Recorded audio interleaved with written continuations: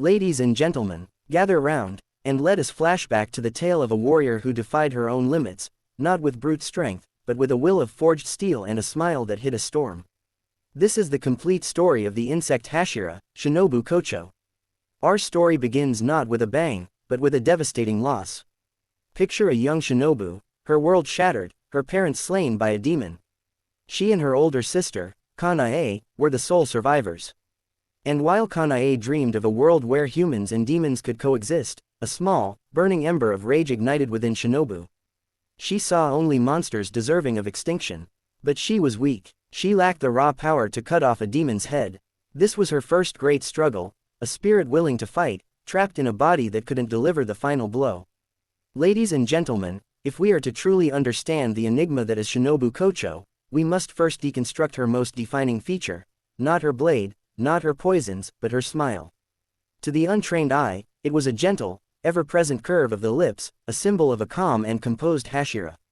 But for those who know her story, it was the most tragic and brilliantly animated lie in the entire Demon Slayer core. This smile wasn't born from joy, it was forged in the crucible of unimaginable tragedy and became the cage for a raging inferno of grief and vengeance. Let us set the scene in a classic anime flashback sequence. Picture a younger Shinobu, her palette not yet the muted purples and blacks of a demon slayer, but something softer.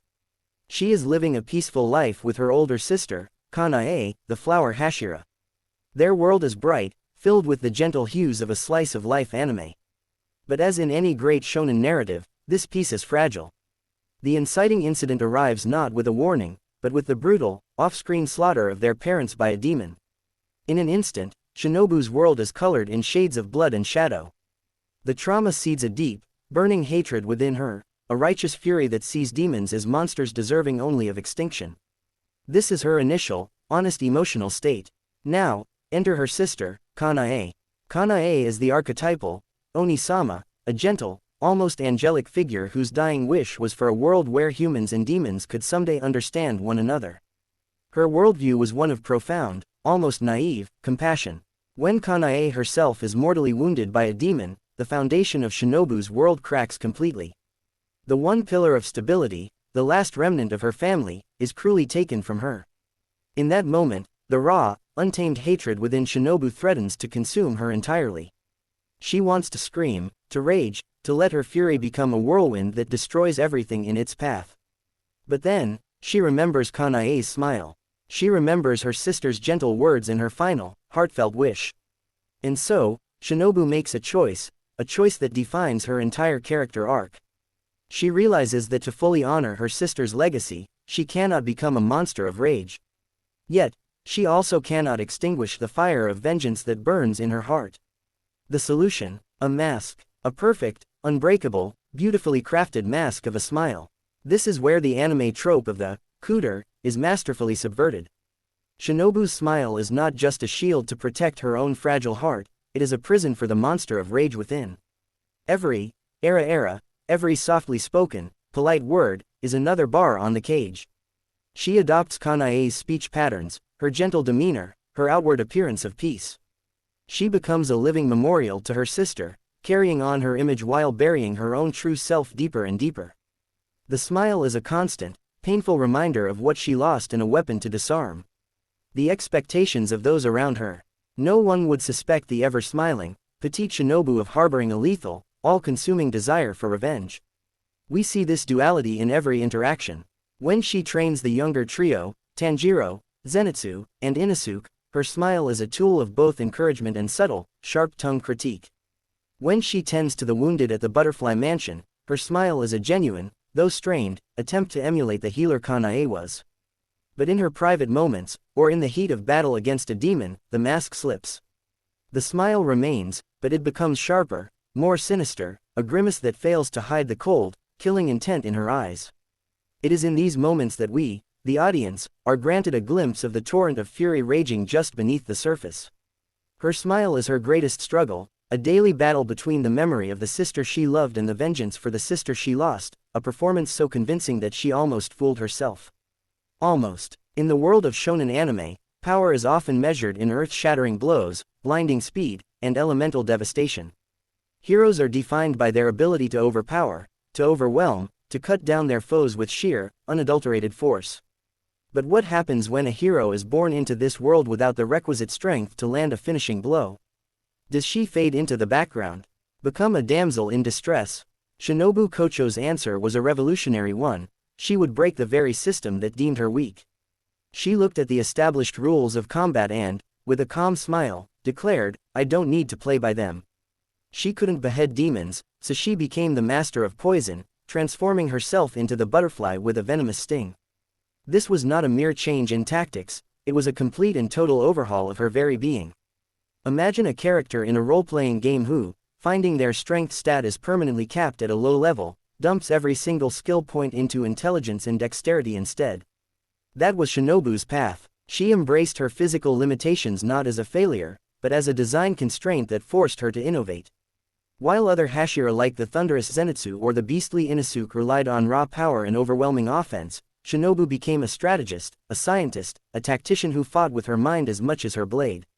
Her sword is the physical manifestation of this philosophy, a needle-thin estoc, useless for cutting, designed for a single, precise purpose, to pierce the skin and deliver its payload.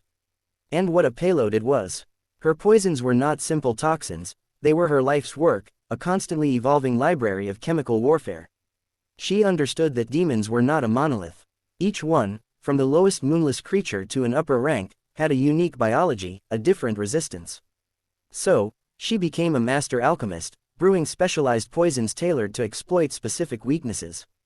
She didn't just create one demon killer formula, she created hundreds, perhaps thousands. Each encounter was a live field test, each battle a data-gathering mission.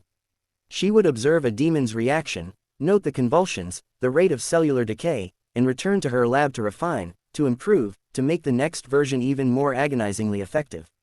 Her fight was a continuous, silent arms race happening in the background of the war. This method of combat was psychologically brilliant. A beheading is a quick, almost clinical death. But Shinobu's poisons wrought havoc from within. They dissolved demons slowly, causing unimaginable pain and paralysis. It was a vengeance that was as intimate as it was lethal, a reflection of the deep, simmering rage she kept locked behind her smile. She couldn't deliver the cathartic, final slash, instead, she delivered a prolonged, inescapable punishment, making her foes feel the sting of her wrath on a cellular level before they crumbled to dust. In the grand, explosive battles of Demon Slayer, Shinobu's fights were a different genre altogether. They were tense, intellectual duels. She was not trying to overpower her opponent with flashy techniques, she was waiting for the moment her stinger could connect, knowing that a single, precise hit could spell the end. She turned the massive, overwhelming power of the upper ranks against them, proving that even the mightiest fortress can be brought down not by a battering ram, but by a single, perfectly placed drop of poison. She redefined what it meant to be a Hashira, demonstrating that true strength isn't always about having the power to cut something down, sometimes, it's about having the wisdom to make it fall apart on its own. To truly appreciate a character of immense depth, we must explore the fault lines where their personality clashes against itself. Shinobu Kochō was not a monolithic pillar of single-minded purpose, she was a walking, talking paradox, a character whose very essence was a battlefield of conflicting ideals. She was the gentle healer who lived to inflict pain upon her enemies, a woman whose every kind word was a carefully crafted weapon. This duality made her one of the most complex and tragically human figures in the Demon Slayer core, a living embodiment of the phrase, "kill them with kindness." On one side of the coin, we have the public-facing Shinobu, the Insect Hashira who presided over the Butterfly Mansion. In this role, she was the epitome of compassion and care. She was the gentle hand that nursed wounded demon slayers back to health, the soft-spoken mentor who offered guidance and a safe haven. Think of the classic anime archetype of the school nurse or the wise, older sister figure, this was the mask she wore with impeccable precision. She ran a sanctuary, a place of recovery and peace, often seen with a serene smile as she tended to the injured, including our main trio. This was her tribute to her sister Kanae, an attempt to build the peaceful, caring world Kanae had dreamed of. In these moments, her kindness was genuine, a flicker of the person she might have been had tragedy not struck. She was the steady anchor for the traumatized Kanae Suyuri, providing a home and a purpose, and her patience with the loud and chaotic Inosuke showcased a deep-seated, authentic tolerance. This was the legacy she wanted to uphold, the light she fought to keep burning in a world of darkness. But flip that coin, and you witness the vengeful specter that lurked beneath the surface. This was the Shinobu who faced demons, her smile twisting into something sharp and sinister. Her politeness, so often a comfort, could in an instant become a razor-edged blade. She was a master of backhanded compliments and veiled insults, her words laced with a venom that was a precursor to the physical toxins she wielded. This was not just a warrior, this was a being consumed by a silent, smoldering rage. The healer who mended broken bodies in the morning would, by nightfall, be dissolving demons from the inside out with a chilling, clinical detachment. Her kindness was not a lie, but it was a compartmentalized truth, existing side by side with a hatred so profound it shaped her entire life. This is brilliantly illustrated in her interactions with the demon Nezuko. While Tanjiro sees her gentle smile, the audience is shown the chilling reality. Shinobu's internal monologue is a torrent of pure loathing, a desperate battle between her promise to Kanae and her own visceral desire to destroy the demon before her. The smile never leaves her face, but its meaning completely inverts. This internal conflict is the core of her profound relatability. How many of us have worn a smile to hide our pain? How many have used politeness as a shield to keep our true, turbulent emotions at bay? Shinobu took this universal human experience and weaponized it. Her gentle demeanor was her ultimate psychological armor, disarming both her allies and her enemies, making her true intentions utterly unpredictable. It was a high-wire act of emotional control, a performance so convincing that the lines between the act and the actor began to blur. Was she a kind person pretending to be vengeful, or a vengeful spirit pretending to be kind? The answer, tragically, was both. She was a monument built upon a foundation of conflicting desires, to honor a sister's dream of peace while fulfilling her own nightmare of revenge. She didn't juggle these identities, she fused them, becoming a singular, breathtaking contradiction, a beautiful, soothing, and utterly deadly poison. This constant, exhausting war within herself is what made her more than just a Hashira. It made her a deeply flawed, profoundly human, and unforgettable hero, whose smile was both her greatest lie and her most poignant truth. In any great narrative, the most compelling heroes are those who think not in terms of single battles, but entire wars. Their vision extends beyond the immediate clash, weaving a tapestry of strategy where even their own demise becomes a calculated move on the chessboard. Shinobu Kochō's final act was not a desperate, last-minute gambit, it was the breathtaking, long-concluded final chapter of a plan years in the making.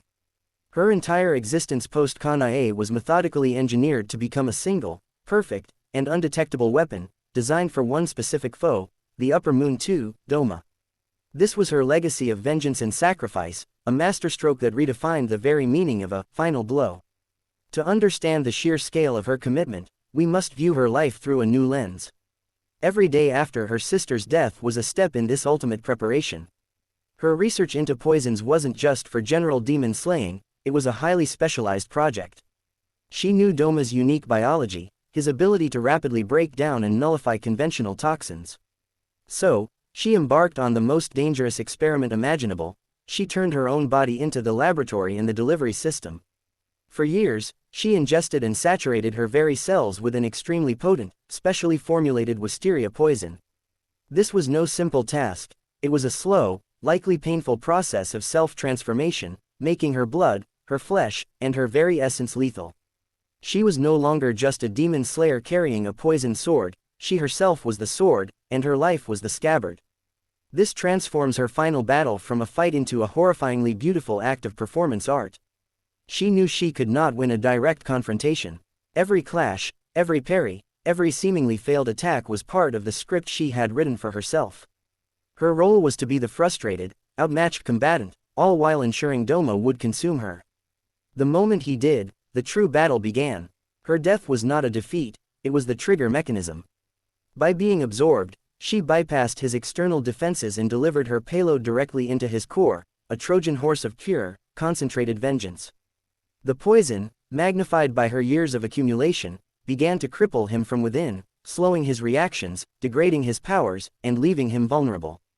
This is where her legacy truly blossomed. Her sacrifice was not a solitary act of revenge, it was the ultimate act of trust and mentorship. She had laid the groundwork for her successors. For Kanae and Inosuke, her death created the opening, weakened the seemingly invincible foe, and provided them with the one and only chance they would ever have to land a decisive strike. In her end, she was not just the weapon, but also the strategist who orchestrated the entire battlefield from beyond the grave. She achieved what her physical strength alone never could. She beheaded an upper moon, not with a blade, but with her will. Her story teaches us that the most powerful attacks are not always the loudest, and that a legacy built on sacrifice can become an indestructible blade in the hands of those who carry your memory forward.